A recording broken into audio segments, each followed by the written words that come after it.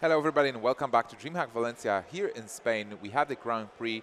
We have a couple players left. This is the third quarterfinal and my name is Nimsh. I'm here with Raven and Solo to bring you the cast of the tournament. Guys, how are you doing overall and how are you enjoying the events? This is the third day. We have a lot of excitement. We had a really long match, but we also had a very fast match with Paladin doing the 3-0. Yeah, I'm doing great. I'm happy to just dive into more games here. Finally have a chance to call some of these, but yeah, the two polarizing series so far, the very quick 3-0 from the N'Zoth Paladin, probably the surprise deck of this tournament so far, and then that incredibly long, grindy series between the Sivka and Bunny Hopper, which, yeah, was still fascinating to watch despite how long it was overall. Yeah, I think just both players are very careful players and meticulous, like to take all the time, and we definitely saw a display of that. Only one of those went through, though, so maybe the next few matches for those guys are going to speed up a little bit. But the next match I'm really looking forward to is, I'm sure you are, Subtle, since it is going to be Crane playing. Versus Fenomeno. Why? Why would you think that? Why would you think I'm excited about watching Crane play? What have I ever done to suggest that? Just a hunch. Yeah. Okay. I'm actually excited to watch Crane play because Crane is bringing the most standard lineup in a way, and a lot of people are bringing new ideas. But like just looking at ladder, like everybody is facing those Dragon Warriors, Druids, and then Zeus, and I want to see Crane, like how far can he go with this just core lineup that people brought to this tournament, where I'm not actually sure what Fenomeno brought. Like, are you guys familiar with his lineup? It's pretty similar. He has the three big power decks, if you like. Yogg Druid kind of came into this tournament as like the fourth deck that people brought. The real powerhouses were the Aggro Shaman, the Zoo, and the Dragon Warrior. Those are three decks that he has. He's choosing to bring Rogue instead of the token Yogg Druid, though. So similar lineups, but yeah, there might be some people in chat like saying, oh, God, Zoo and Dragon Warrior, etc. But, yeah, I was talking to you yesterday, Nimsh, and you said, we haven't seen enough of it. You wanted to see more. You like these decks. You're a big fan of Dragon Warrior, right? So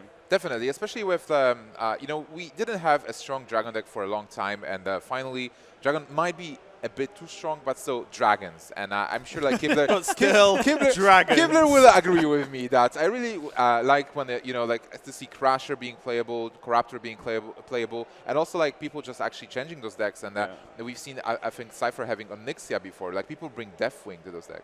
I think Draconid Crusher is super interesting to me. I love the fact that like the meta shifts that Standard brought, say like the big game Hunter nerf, for example, and things like that. It's just made like a big 9/9 dumb idiot. Like it's just a good. It's now just a good card. Like that card was unplayable with 3-mana big game Hunter. Now it's just have a big dumb 9/9 that's going to hit you in the face. Like that's pretty awesome to me. All right, guys. I'm also looking forward to this Rogue, but the game is starting. So Raven, Solo, take it away. Thanks, Nim. So we are getting into the first game, and it is going to be Crane's Zoo versus the Dragon Warrior we've just been speaking about. And what do you actually think of the bans here? Because normally in such mirrored lineups, the bans are very similar. We've seen so much Warrior just banned out because it generally performs against the two of the other power decks quite well. But we have seen Crane's lost his Warrior, whereas Phenom's actually lost his Warlock. So Crane's gone with the Warlock ban. Yeah, so popular opinion would be when you look at this lineup, the four powerhouse lineup that Crane has, the sensible ban is the Warrior a lot of the time. But when we spoke to Crane yesterday after his victory, he said that his strategy this tournament was banning Warlock, assuming that it was Zoo. If he knew it wasn't Zoo, then he could twist it up a little bit.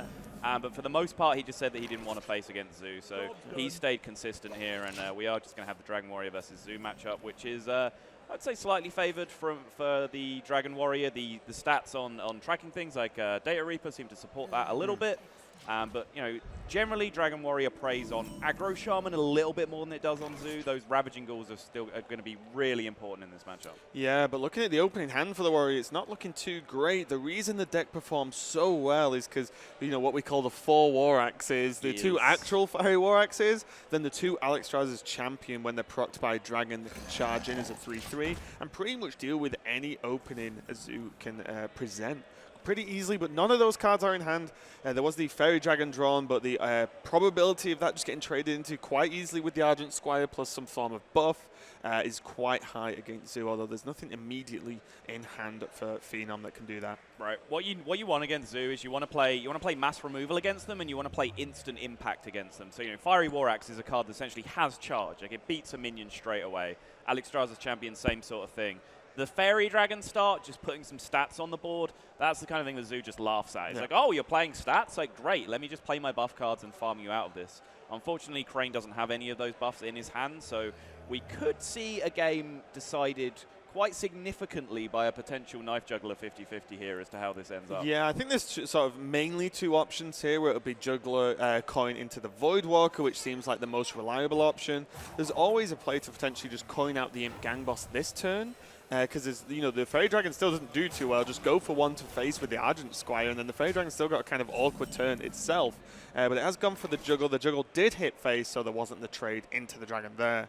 We'll see Voidwalker actually stopping the Ghoul, getting the optimum amount of work done here. Yeah. There was another option as well, which was Peddler and try and get a buff. Wouldn't even necessarily be a buff. Elven Archer would work. Stone Tuskball would work just to get that Fairy Dragon off the board. But yeah, Knife Juggler seemed like the most consistent line in that it gave you a good outcome 50% of the time. And even the bad outcome, which is what you see here, it's fine. Like, you'll take this board state. Obviously would have much rather killed it, but like you said, going into the turn 3, he didn't create a good Ravaging Ghoul turn, which is your first check mark when you're playing against this deck. And it's just going to have to be Armor Pass from Dragon Warrior, which is as a very tempo-focused deck. Generally, this is not what you want to be doing in the early game. Yeah, kind of an interesting choice, actually. Just because the Fairy Dragon dies to the Squire, which does remove the shield, which is good for your Ghoul follow-up. But it can just die to a Juggler as well. And suddenly this board is very, very awkward for Phenom to try and deal with. Imp Gang Boss, probably the stickiest and most frustrating 3-drop to try and deal with, almost in the game, I would say. Yeah, and this is the kind of irritating part about Dragon Warrior sometimes. He was forced to play that Fairy Dragon early just to try and contest the early play from Crane, but now he's stuck with one of those kind of Khaleesi hands, right? He's wondering where all his dragons are. Yep. Twilight Guardian is not able to be activated. It's the only dragon he has, so if he plays it here just as a 2/6 to try and compete with the board, not only is it bad against the Imp Gang Boss, but he then also can't curve out with Blackwing Corruptors on the following 2 turns. So this is where the little bit of awkwardness comes into play with Dragon Warrior, when you have to make these kind of combinations of suboptimal plays just to try and find the curve that works with your dragon synergy the most optimally. Yeah, and the frustration would be as well that even if the Twilight Guardian was played with the buff, the Zoo already has the board, which then opens up an easy, 1 power overwhelming plus a minion normally kills it off, maybe abusive to make the trade better. So a lot of the time, 1 minion a turn just gets dealt with, and the Zoo continues to develop onto the board. This looks like a fairly straightforward power overwhelming. For a split second, you're like, Finley, you need to just stop and think about the repercussions there and consider it. But do you? I'm talking like generally, if you see Finley out of a Pedley, you need to stop and think about it. But in this position, full health, early game, in this matchup in general, you just want to spam life tap a Zoo. But when you do see it pop up, you do need to stall for just a second. Yeah, sometimes you play it late in the game, you only have like 8 health or something. It's like, okay, I'll take another hero power because I don't want to tap that much. But I mean, tap is what makes this deck tick, right? You're not going to get rid of that this early on. Game. So Councilman is going to come down. So what the first knife does here is going to dictate Crane's options on the follow-up. He does hit it, so now he can potentially get a really strong trade off the second knife if that hits as well. Young Dragonhawk, please. He has PO. That's all I ever want to see from these picks. It's not even unreasonable. Look at the hand. Or look at the options. I feel like when you make the Young Dragonhawk power overwhelming play, the Young Dragonhawk should just instantly lose that first O off of its card, so it just becomes the Young Dragonhawk. I'd be down with that. That would be a patch I could get behind. Yeah, the trade does happen. They go for the corruption, so Crane choosing to disappoint me at least with his play, but still, reasonable outcome. There are some big guys. We were talking about the Crushers before. That is something that you don't often get a good way to trade into when it's got 9 health. So just being able to corruption and maybe put up, Defender Argus, and you're like, yeah, okay, you kill a minion, but then die, gone, forget about it, is a very useful tool to have. Yeah, it's not just Draconid Crusher. Dragon Warrior in a way is actually kind of a plodding deck. They generally just want to play one thing each turn and curve out. So if it does get to the point where the board is really wide, then Corruption is a great card when it's 4 or 5 minions against 1. It's like, well, I don't really want to give that thing quadruple Wind Fury by trading 4 minions into it. So yeah, I'll just get rid of it with Corruption. That's fine. And this is a really awkward turn here actually for Phenom. I mean, Corruptor plus Execute is a play onto the Councilman, not normally a card you ever want to leave alive, but that Corruptor just dies to what's left on board. use an execute and you don't do anything else. Your second like, execute. Yeah, exactly. Fiery War Axe, though, could be a slightly better play just to build up for a stronger next turn. He is going to do it. He just knows his minion dies. He's kind of hoping that Crane doesn't have, he has to trade the 2 minions in and doesn't have a strong follow-up particularly, but we can see there's just all the options in the world. Yeah, the problem with the Fiery War Axe play there is that the rest of your turn is then unactivated Twilight Guardian, which is just not a good feeling. So I'm okay with the 5-4 on the board. It really is just an awkward spot for Fenomeno right now. I'm just going to call him Phenom for the rest of this. Yeah, Phenom that's a seems mouthful. reasonable, yeah. So we'll go with Phenom. So yeah, it's just a really rough spot for him in general. So this is kind of the best of a bad bunch of plays. I don't mind it, but he's fighting from a long way behind here. Yeah, I think the Fire War Axe play would be like a bad play that turn, but then makes Fire War Axe plus Corrupt to the following turn stronger. Right, but it's just the amount of like damage you tank exactly, in the meantime, right? Like I said, no situation was good here, let's be honest. All right. Let's go for the Doom Guard. Crane's Knife Juggler not quite on point there. Picks up the one trade with the knife, but the other one goes face, which means he has to send the Doom Guard in instead of the small attack. Crusher as a 6-mana 6/6.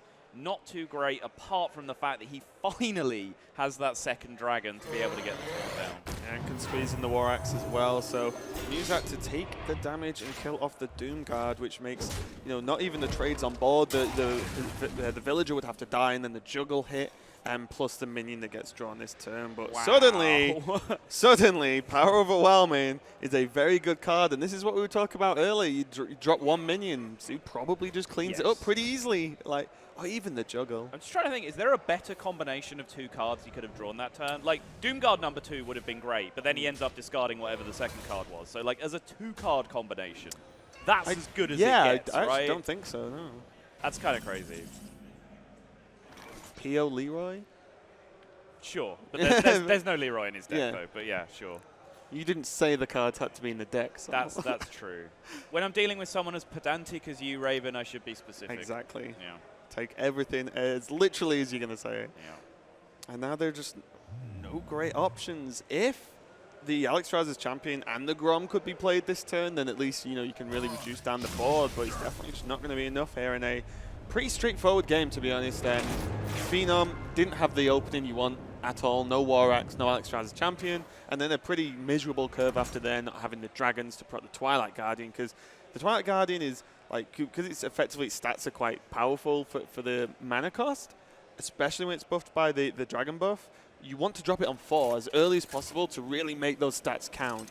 And there just wasn't the opportunity, as we said, and the game just kind of ran away with him as Crane did, zoo things to him pretty much. He did some pretty impressive zoo things that game.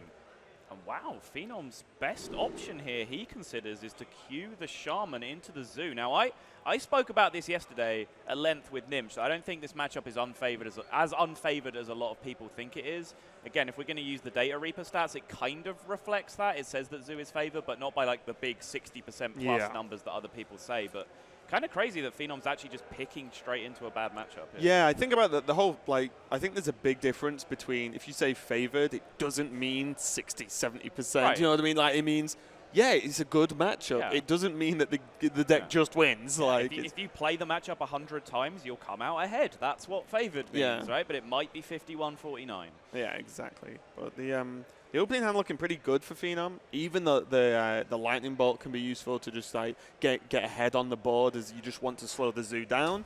As the zoo does trade extremely well on board, and that's how the matchup's normally won, unless there's some sort of AoE in the deck.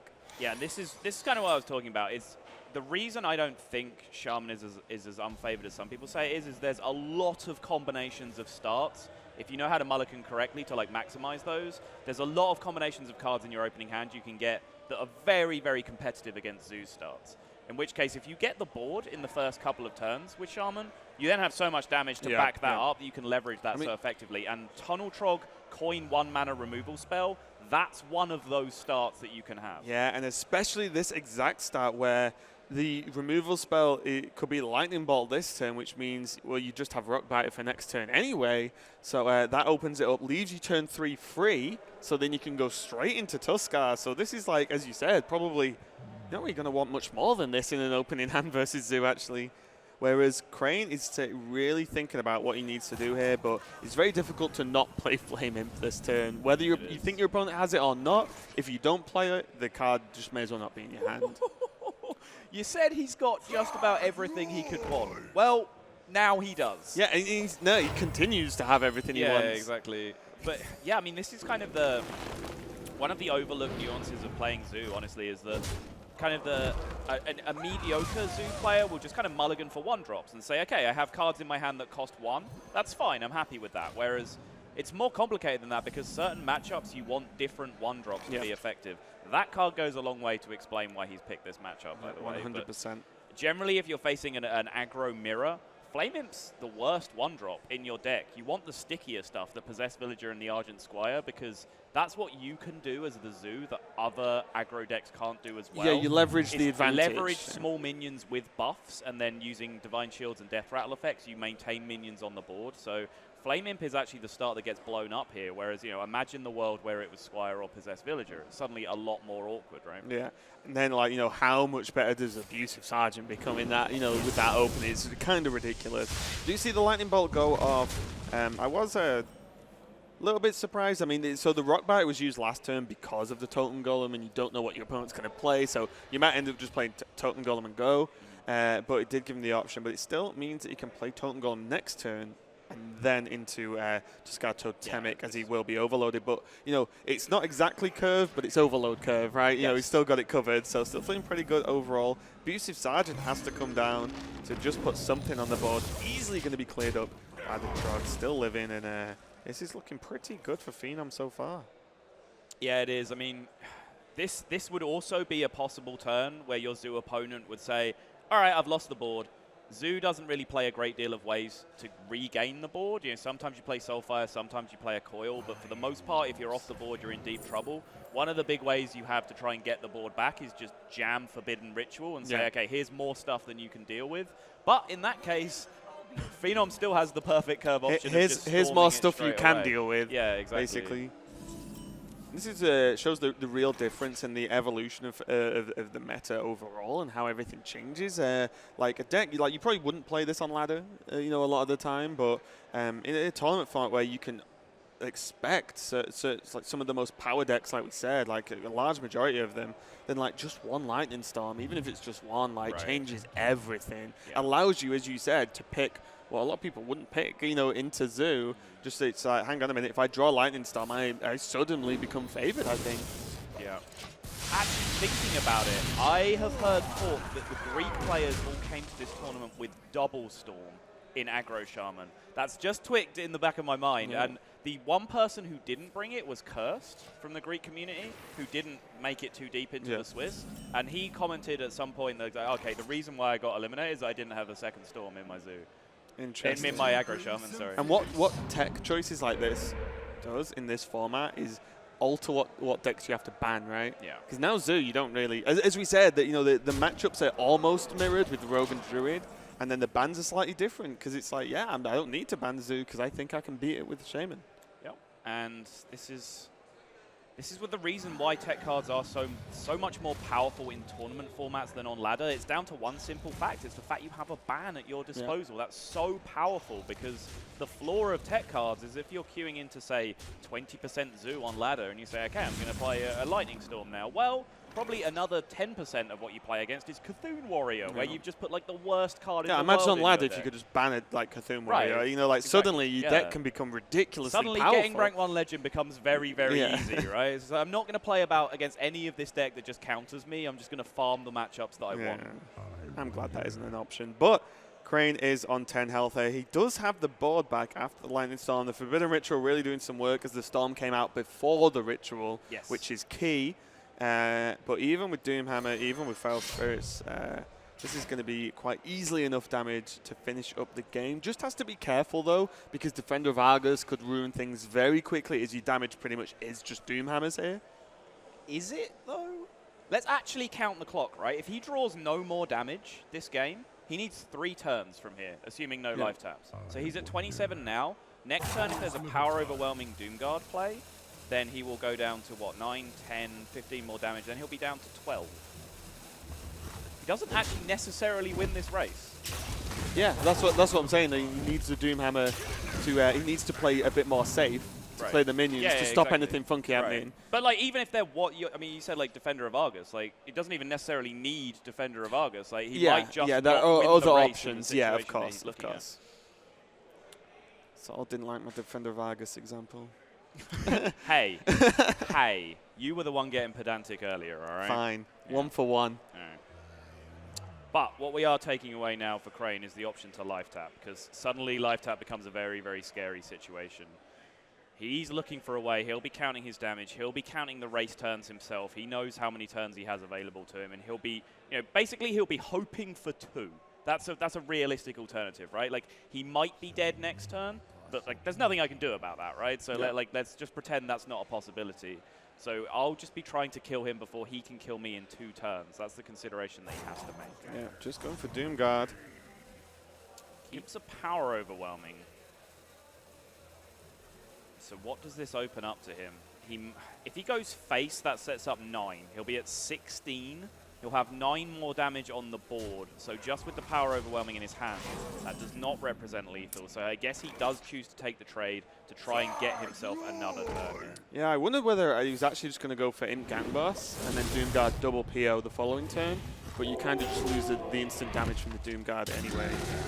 Kind of a tough call to make. Feral Spirits is going to make this extremely awkward for Crane to try and finish up. Voidwalker probably would have been quite nice last turn. Yep. But not going to do too much in this instance. Yeah, Forcing the life tap out of Crane. Tap, that's not going to be good enough. I think Soulfire exactly is what we're looking here, and that is Soulfire exactly.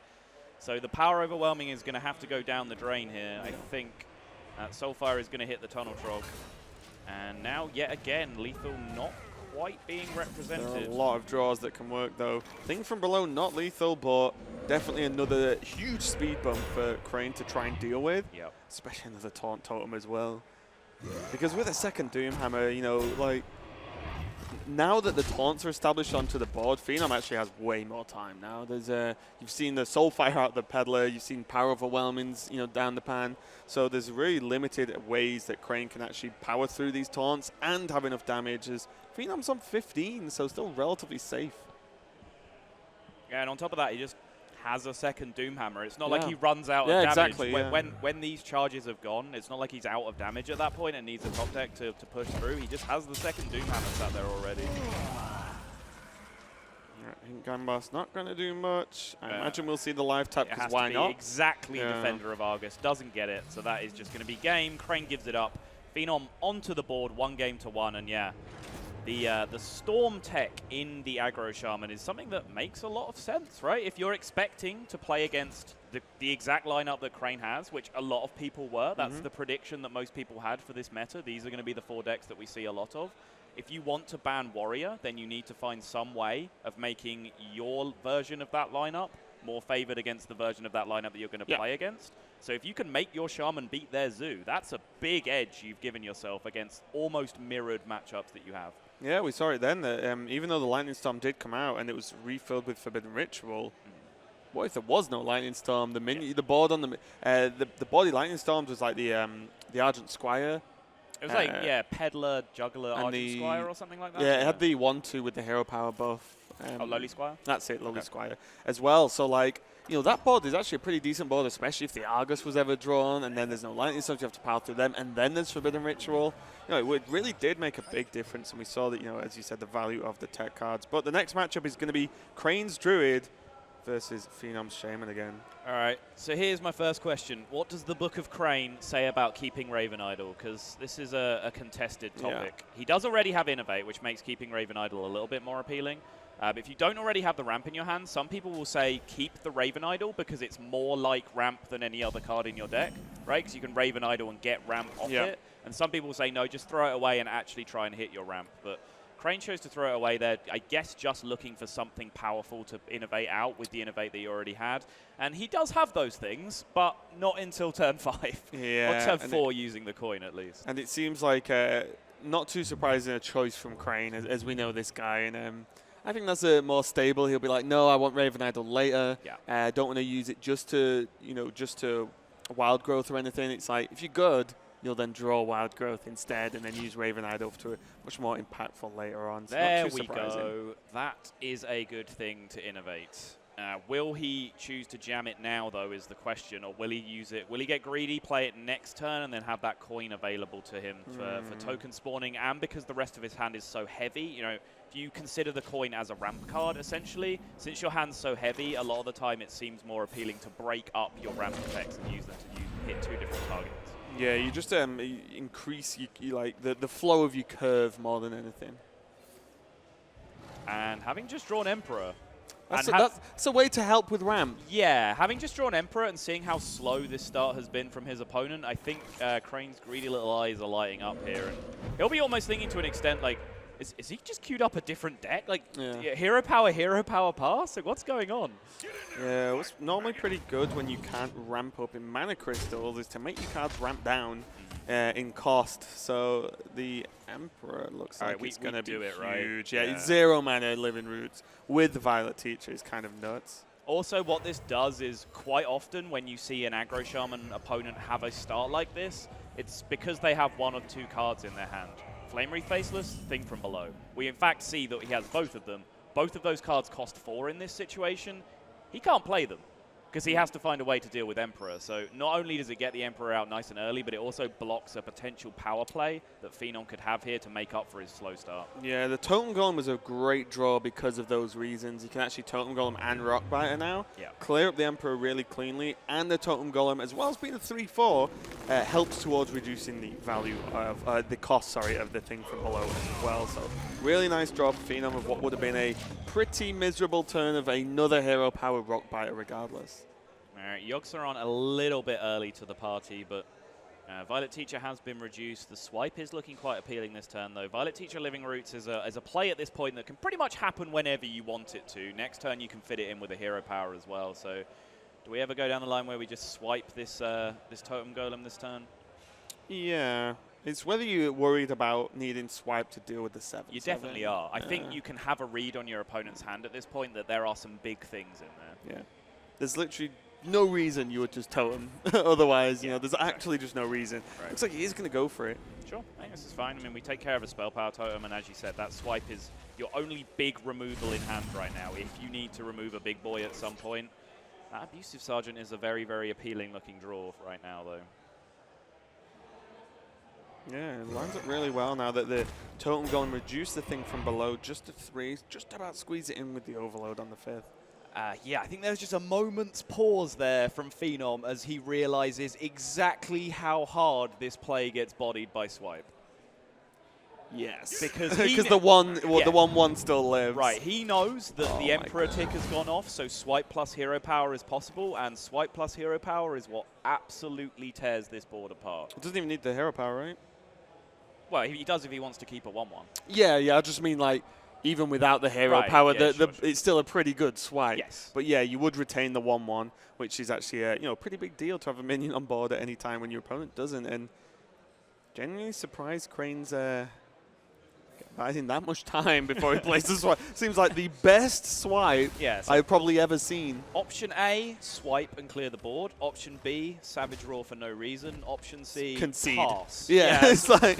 Seems like we'll go with the swipe this turn. Yeah, seems pretty good overall. The Flame Wreath Faceless can finally hit the board. Only a 1/1 to challenge it.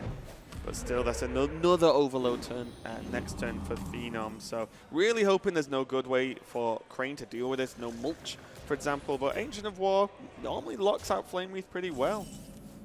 1 damage onto the Healing Totem. Always a bizarre looking play. But that means that the Healing Totem cannot now trade back into the 1/1 if there was a buff without dying. Because the heal happens at the end of the turn. So if there was an Abusive Sergeant or a Flame Tongue Totem, to make this board look like it trades pretty nicely, right? Something like Flame Tongue Totem plus Lightning Bolt or Rockbiter would send the 10 or 11/7 into the 5/10, and then suddenly the Healing Totem picks up a value trade on the 1/1. By putting the 1 damage on it first, that can't happen anymore. Yeah, really small plays. At this point, you take any small edge you can in a match, even if it looks kind of weird. If it really just helps you control the board, then it's definitely worth it. As 1 damage to face on a 28 health Shaman normally doesn't really change too much. No.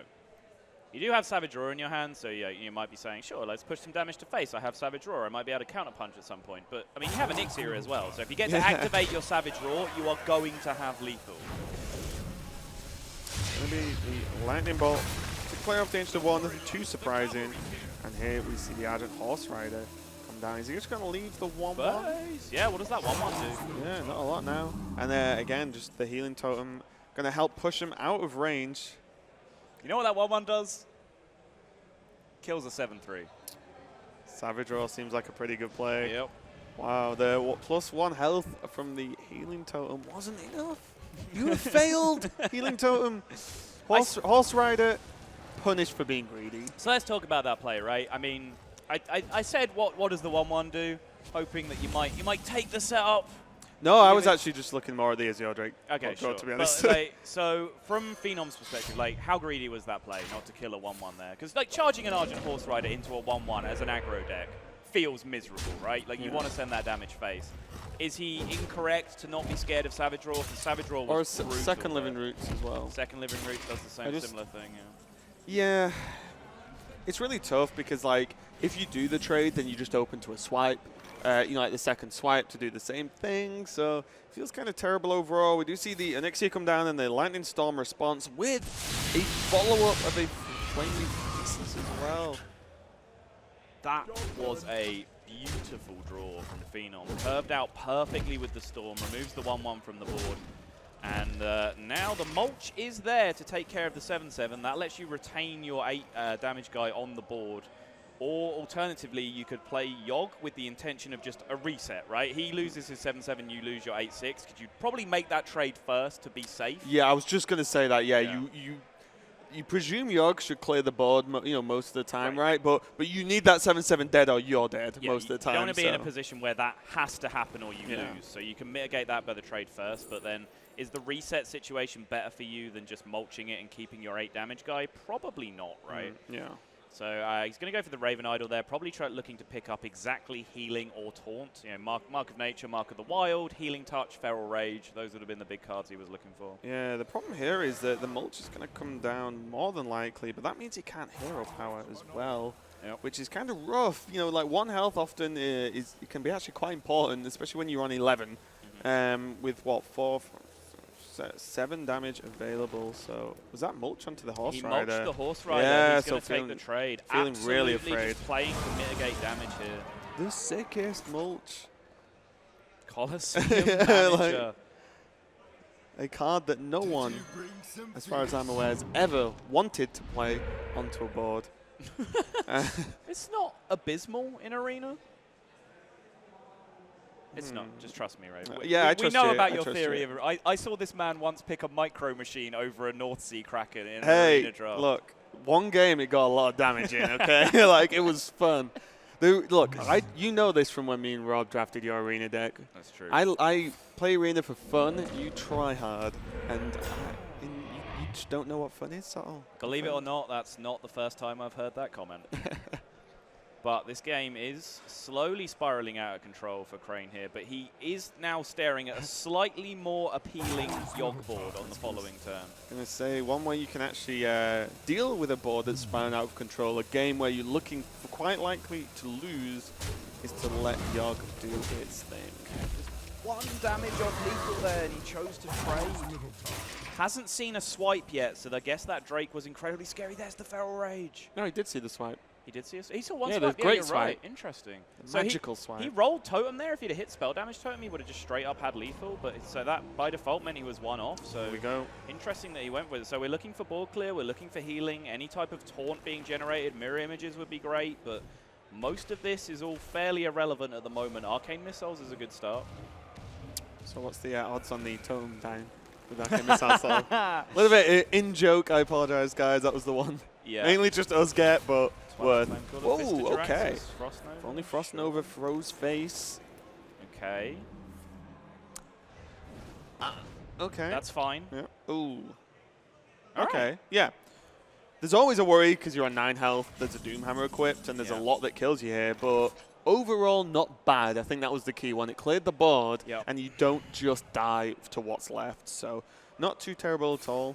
We'll have to see how often Phenom has played this card, if he sequences this correctly, and he definitely does with the hero power first. Yeah, this means he's not going to play the Flame... Okay, I mean, yeah, now he can play the Flame Caller because he rolled Healing Totem, but...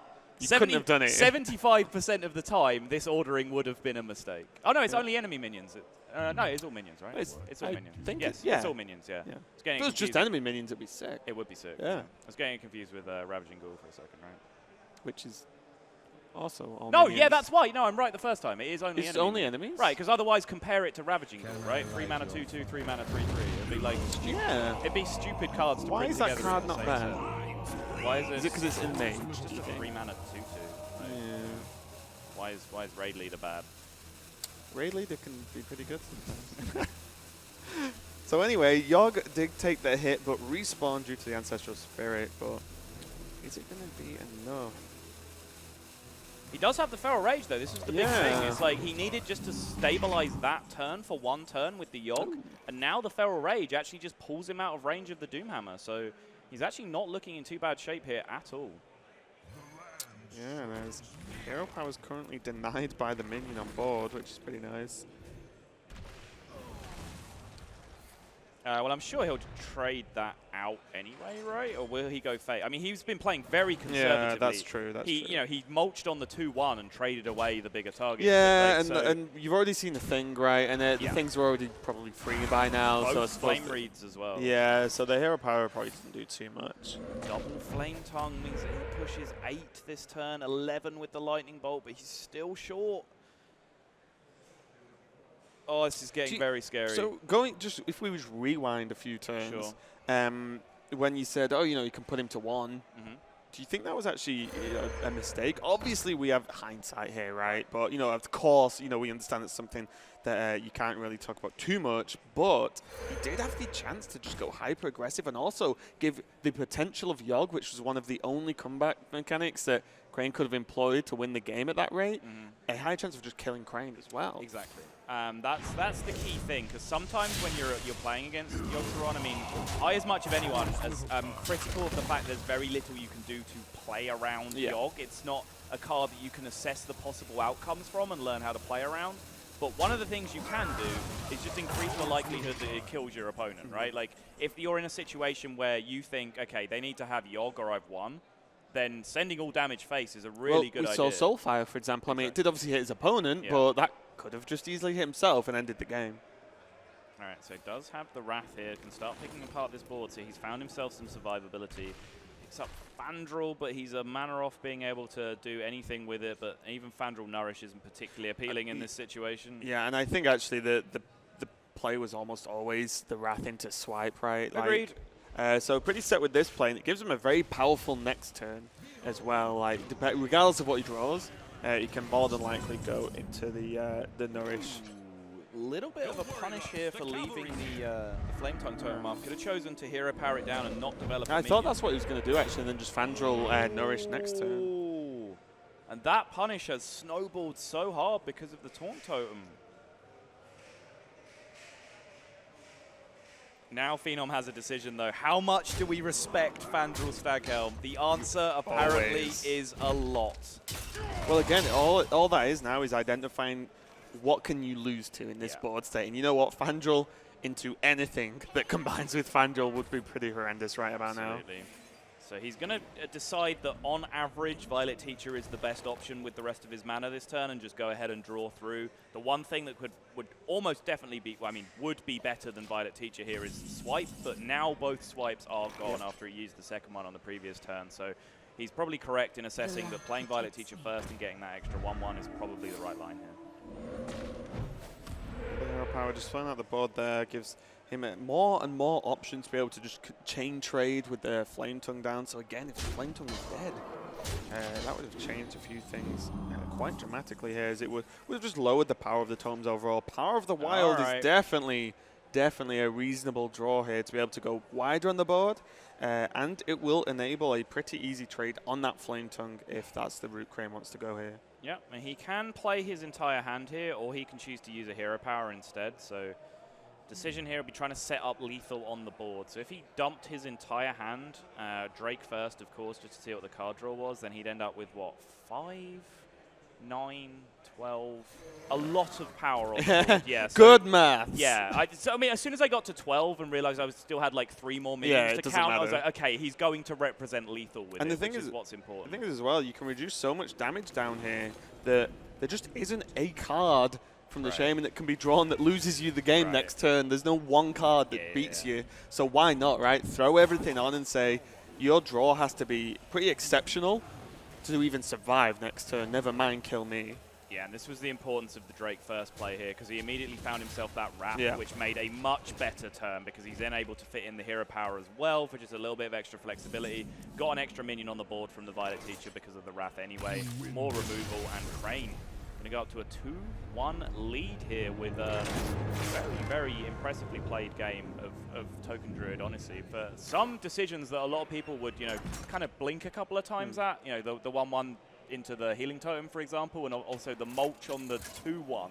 Yeah, as opposed to... Because he could have mulched the bigger guy, but then he would have pretty much just been going face with his big guy. There would have been 2 more power left on the board, so he took the really conservative line to just force both off the board, which took 2 extra damage off the board, and then Phenom was 1 damage off lethal a few turns later. So. Yeah, and also, you know, I think both players being really conservative, one getting rewarded for it and one kind of getting punished. I mean, Phenom was very, very defensive in that game, and maybe too much considering the style of deck he was playing. And I feel like the more time you give this Druid deck, the better it is, because Yogg's only going to be more impactful, not necessarily better or worse, but more impactful. Yeah, it will do more things. Yeah, it will do more stuff. But also, like, the sheer power of a lot of the draws in that deck is so high that you can just snowball out of control if you give the Druid the time. But we are into the next game, as you said, so it's going to be the Druid again from Crane against Phenom's last deck, which is Rogue, which is a deck we've seen perform extremely well in this tournament so far. Yeah, and that is a hand from Crane. I think the Wrath will probably be thrown away here, but the difference between Living Roots going first against Rogue and Living Roots going second against Rogue is night and day. You put 2 1-1s on the board against Rogue when you're going first. Those things deal a ton of damage before they're able to be cleared out with the dagger. If you're playing it on your turn 1 straight into their turn 2, that's a little bit underwhelming, but you can force so much damage through early with these 2 tokens.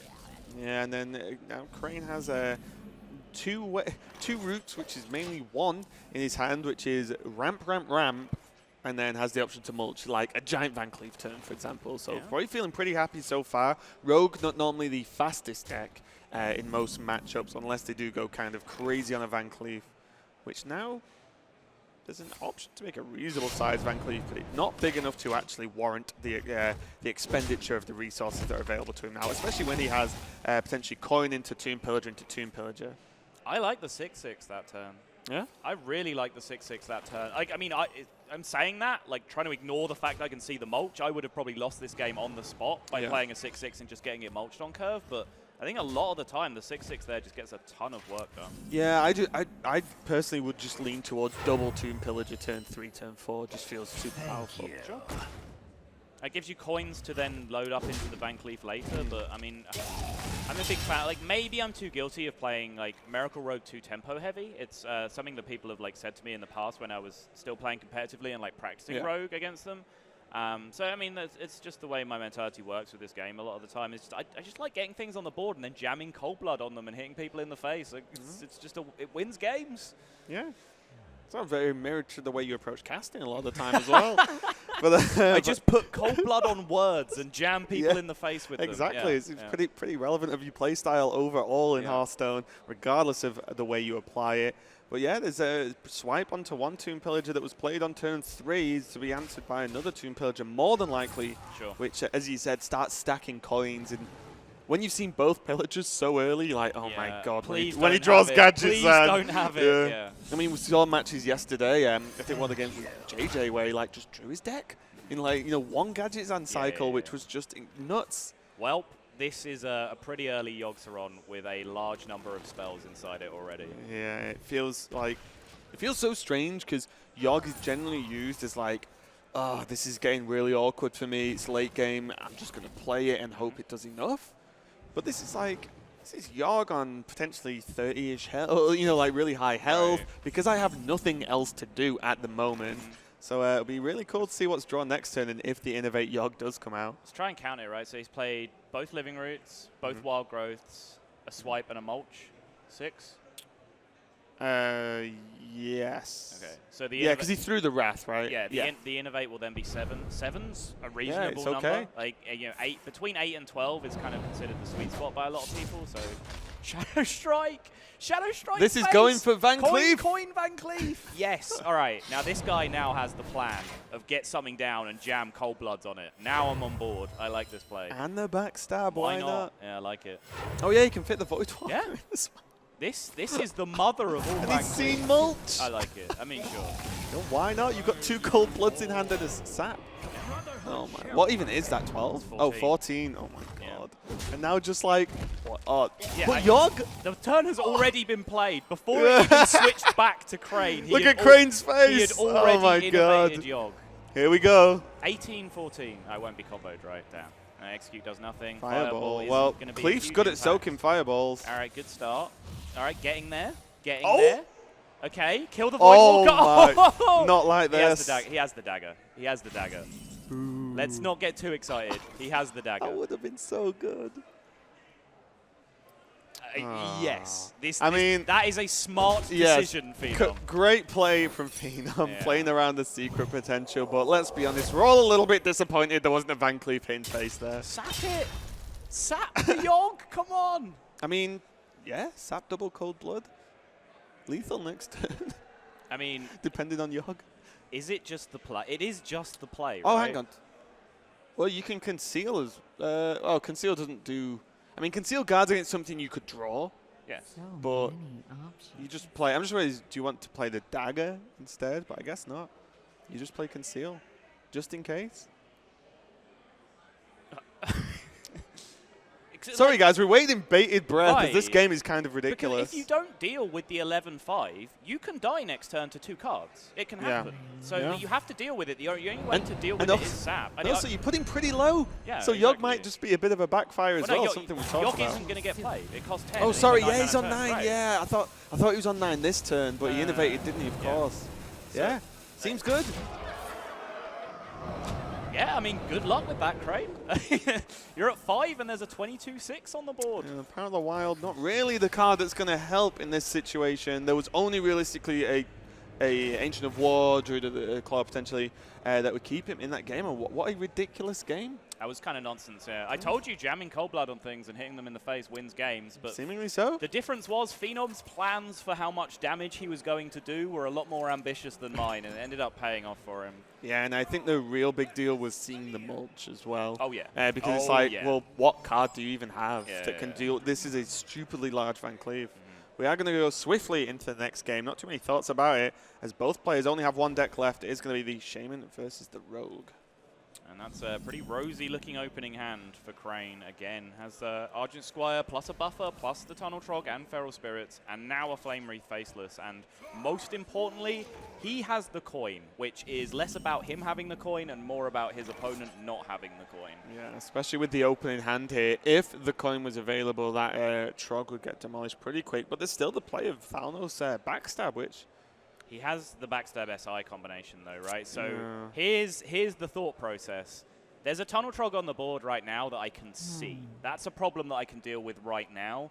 But there's a problem that could come out next turn in the form of Totem Golem, where Backstab SI is the perfect answer. But is the Totem Golem a bigger problem? And am I weighing the possibility of a Totem Golem versus the actual Tunnel Trog that I can see right now? So straight away, turn 2, couple of cards in hand, you can already see the intricacies of Rogue showing their heads, right? Crane having the issue of just not having enough mana that he wants this turn. Really like to just dagger up and deadly poison that bad boy down. He has gone for Thanos and the backstab though, so he is a little bit more open to a Totem Golem like you said. So see what happens here is Argent Squire seems okay. Do you coin into Feral? Okay. Just taking it. He has the 1-drop next turn to fill out the curve. And he has the option of Squire or abusive, depending on what's played out from the Rogue, which really lent towards that Feral Spirit play. Yeah, options is the key word here, because not only does he have the 1-mana option next turn, but then he has an option for his 4-mana play when he gets unlocked again on the following turn, because that 4-mana play can be either Flame Wreath Faceless Go, or it can be the Horse Rider plus the remaining 1-mana card that he has. Yeah. Really good play overall from Phenom. From Crane, just giving himself as many options as possible, like you said. And now Phenom can kill off the Feral Spirit if he wants, but the awkward thing here is if he uses his face, then he's just playing SI on the board. If he used like Deadly Poison SI, then you just blow in the second Deadly Poison on just 1 durability, which the 5 attack doesn't really do anything. Unless you're expecting a 7/7 next turn. Yeah. And then you're like, okay, I'll face tank a 7/7 with 5. But yeah, not too great overall. He's just going to play the 3/3, get something on the board. And if any, I'm guessing you guys heard that from Sol. He's kind of surprised and excited about the the Tuskar Totemic coming out for the potential wackiness that could happen there. But the abusive, super solid on the Squire to clear up the 3/3. Yeah, it's just such a powerful draw to go along with what I said. He had the option of starting with Horse Rider plus his 1-mana card. But Horse Rider isn't a great play there, right? Like, sure, it does 2 damage to the face. It's just like, yeah, okay, Horse Rider to fill out the curve, but the Tuskar Totemic filled out the curve much more efficiently. And speaking of filling out the curve, Crane is doing a pretty good job of it here, but I don't think the thing from below 5-mana play is what we're going to see here. I think Flame Tongue Totem and Horse Rider is a bit more higher potential in this situation, and I'd like to see him retain the bubble. Yes. Okay. Yeah, there's no reason. Well, there are reasons not to, but I feel like the punishes are way harder if you actually throw the bubble away. So far ahead that it starts to become that world where, like, what do I lose to? Well, I lose to exactly his second Azure Drake, exactly Preparation, and exactly Fan of Knives. So let's play around that by keeping something that sticks around on the board. Yeah, and he does have some of those cards in hand. Just lacking, right? Just lacking the prep. The backstab's going to go a long way to help deal with, the Flame Tongue more than likely. But you can backstab into Fan, into SI as well. So not too bad options overall, but is it enough? I think it's the only option, actually. Yeah. It's like the only option to even give him a chance to survive the next turn or so. Fan draws. Oh, the prep. Oh, if he'd have jammed Drake, he just wins the game. Which would have been terrible. A horrible play, by the way. But just the world that we happen to live in, if he just played Drake that turn, he actually may have won. Yeah. So there is only 2 damage on board at the moment. The Flame Tongue obviously gives an additional +4 with that totem also on the board being able to be buffed. The only benefit here is that any big guy that we can see that Crane's going to play is going to be quite sappable, as Phenom can just get rid, throw it back, and then just deal with it anyway. So he just set up the damage for the following turn. So you wanna sap my 2-mana 5/5, buddy? Like, sure, yeah, by big guy, I obviously mean the 7/7. So come on, listen to what I mean, not what I say. Some would argue you should just be clearer.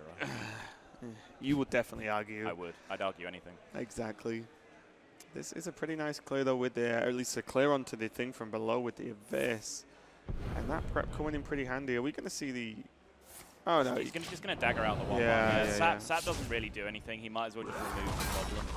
Because that thing is just so cheap to be played next turn. If there's another totem coming out from the hero power, then it's a 1-mana play. Like, what does it really achieve? So yeah, it's whether he was going to potentially sap the Flame Tongue. Okay, well, same thing, but right? yeah, you still get the damage the following turn because the totems are down. Yeah. There's a Doomhammer shake of the head from Phenom. He can feel this just narrowly edging away from him.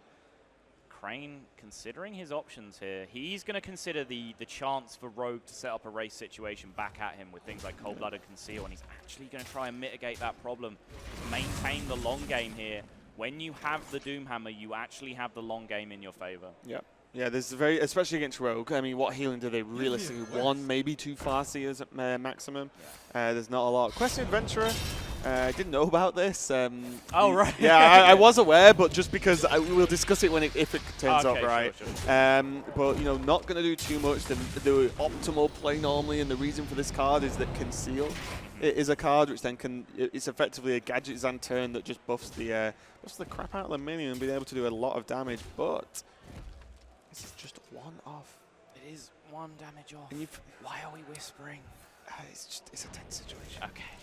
So he bolts the 8-4 just to, again, prevent any kind of race situation being sent up. That means that he's potentially 1 damage off lethal again the next turn. Gadgetzan, though, is the one of the few cards in the deck that can actually make a potential comeback happen when combined with Sap on the 7-7. Although I believe Crane just have still like Rock Biters in the deck, right? He's not used Rock Biters so far. Bursts. Yeah, he's not used Lava Burst. He's got a lot of outs. Only Concedes. Just concedes. Why not? No way he can set up a 2-turn clock there, so he knows he's just dead to the Doomhammer. So even in such an important situation, recognizes that is a 0 outer situation, gives it up, and Crane is going to make his way through to the semifinals. I think that was a very, very well-played series from both sides. Maybe a little bit of timidness on Phenom's side when he was playing the Aggro Shaman, but apart from that, Nimsh, do you have any other thoughts on the series? Well, I think it got dangerous when Crane actually lost with his Zoo deck. Right. But overall, I think it was really well played, and obviously a funny Yogstar run that we've seen. Not doing much, but doing enough to be able to stay in the game and actually win it in the end. Really well played by Crane, obviously. Fenomeno, tough spot, but still, top 8 is a great result, and definitely shout out to him. But Crane is going to the top 4, and maybe this is the tournament for him to win it, to get that championship that he's dreaming of. Yeah, I mean, card games in general, you kind of have to appreciate, top 8, top 4 level consistency, and that's what Crane is now starting to put together after all the talk that people heard about him of like, this guy's going to be a big deal. I mean, it's one of the things we said the most. Whenever we were casting Crane in the tournament, it was like, it's just a matter of time. Like, it really is. So he's now starting to get the results to back that up, which is, qualifying for HCT Europe, getting top 4, top 8, and now top 4 in this tournament. But yeah, of course, everyone wants to hold that trophy up in the air, right? So it would be a big deal for him to go the rest of the way through. Absolutely, and Crane is with us right now. So Crane, congratulations, you're going to the top 4. And that Zoo moment when you lost to the Zoo, that was pretty scary, right? Yeah, not really. I mean, I mean, you're 1-1. It's not that scary. Yeah, I mean, it's a favored matchup. I lose it, but he 3-kept, and my hand was not beating what he. So, like, that happens. It's fine. It's not a big deal. You just keep playing. Do you think you're still favored against the Storms as well? Yeah. You do? Because so the thing about the deck is when you add 4 extra overload and you cut a 1-drop Finley and you cut a Flame Juggler 2-drop and you put in 2 3-drops, suddenly those awkward hands you're gonna have. I mean, you're just gonna in average have more awkward hands. You're gonna have more crappy overloads, like hands where you just have too much overload and your turns get so restricted. So if I get ahead, sure, I can just have some refill and play around the Storm in that way. I mean, you're always trading so much anyways, so I think Zoo might even still be favored against Double Storm. So. All right, and you're playing this aggressive lineup this time, so and you're having so much success with it. Maybe it's time to just embrace the Smork and like for every other tournament, also bring aggressive lineups. Just drop the freeze mage and all the control nonsense. I mean, honestly, I have played like aggro lineups before, so it's just become kind of my trade like publicly, but it's not really the case that I've always been playing like the control decks, the combo decks. I just felt like the combo decks were in a really good spot, and I had a lot of success with it. So it took a while for me to kind of accept that, okay, I'm going to have to play these Gamba decks with some 50-50 mirrors and stuff, where if you don't draw the better opener, you lose. That's fine. Also, I like your style when you play in the situation where you have a slight advantage. You just keep the advantage, and you don't give your opponent a chance to have a combination of cards that will actually miraculously kill you. You just always seem to go for like a full control of the board and just peaceful just win rate. I mean, with the decks I have, that's kind of how they play out a lot of the times, and especially against the decks he's playing, where it's so much about board control. And like a lot of the cards both of the players have are actually synergetic with already having stuff on the board. Right. So you need to protect your board like a lot in those scenarios. But if I have like a burn hand, I'm not shy to go face a lot either, I don't think. But like, I think, particularly like towards the end of that last game against the Rogue, like you passed up probably like 99% 2-turn lethal a couple of times to like clear the Drake and kill something. Because how does he win if okay, the Drake was like arguable, but I didn't have lethal next turn, right? So why put myself in a situation where I can lose? I have a Doomhammer. Yes. You know, Doomhammer, and every minion I draw, I just play it, and he needs to remove it. So I just kill the Drake. It doesn't cost me more than 1 attack with the Doomhammer, and the totem is a 0/2, right? The Flame Tongue he needs to deal with then afterwards. So I trade then, and then obviously the questing is just a no-brainer because I have 8 damage over 2 turns. Yeah. Like, I feel like the question how is do you just beat like, that? I could do the maths on whether this can like even possibly kill me, or I Yeah. could just kill it. Like, it's fine. I know I win if I kill it. Exactly, And that's yeah. like, that's good enough for me. Right. And also, like after so many games, because we had 9 rounds of Swiss, and you are now in the top 4.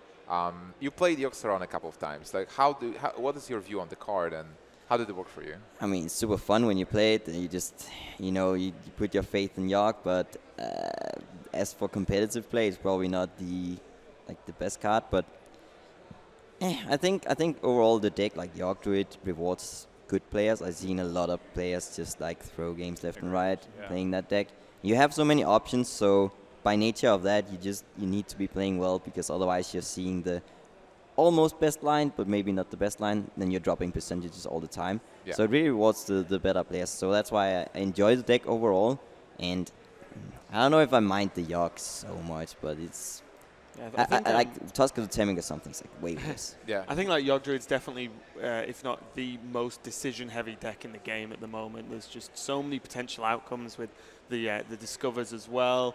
It's such an interesting deck, an intricate deck to manage. We've seen players like Bunny Hopper who got to the top 16. He didn't play Yogg once. Just didn't actually play that card once. Just the deck itself was putting in enough work. It's just the deck is not about Yogg. It's more about like Violet Teachers, Fandrels, and having those good turns that you find. And Yoxaron. Well, it's more about ramp, yeah. Yeah. Like when you have the ramp, you can do a lot of stuff. Sometimes you don't have the ramp, and also sometimes, as you saw, I have all the ramp and then no minions. I wasn't sure if I should. Like, I was actually really debating whether I should even keep the living roots. I just feel like it's.